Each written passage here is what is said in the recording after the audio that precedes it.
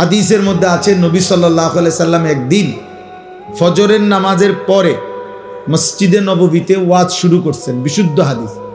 মাগরিব পর্যন্ত ওই দিন নবীজি ওয়াজ করছেন। শুধু নামাজ পড়ছেন আবার বসছেন, এক টানা ফজরের পর থেকে মাগরিব পর্যন্ত তিনি অনবরত বলছেন। হযরত আবু যায়েদ আনসারী রাদিয়াল্লাহু তাআলা আনহু বলেন, কিয়ামত পর্যন্ত যা হবে সব কিছু বলে ফেলছেন ওই দিন। এমন ওয়াজ দিছেন, এক ওয়াজ।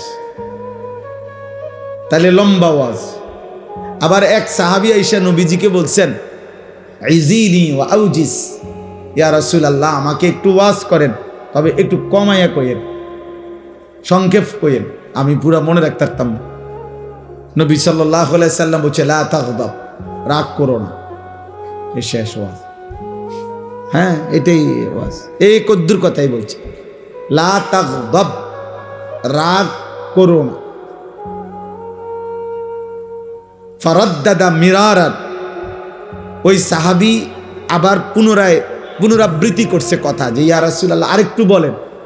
এত সংক্ষিপ্ত কইছি, একবার বেশি সংক্ষেপ হয়ে গেছে। সংক্ষেপ কইয়া তো বিপদে না পড়লাম। হ্যাঁ, লা তাগদাব,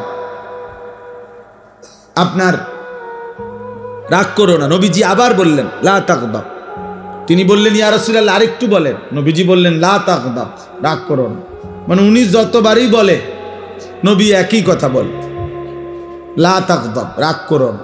তিনি বুঝছেন আজকের ওয়াজ আর বাড়তো না, বুঝছি শেষ, আজ এইটাই ওয়াজ।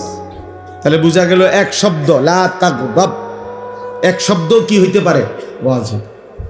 তাহলে আল্লাহর কথা কমও হইতে পারে, বেশি হইতে পারে।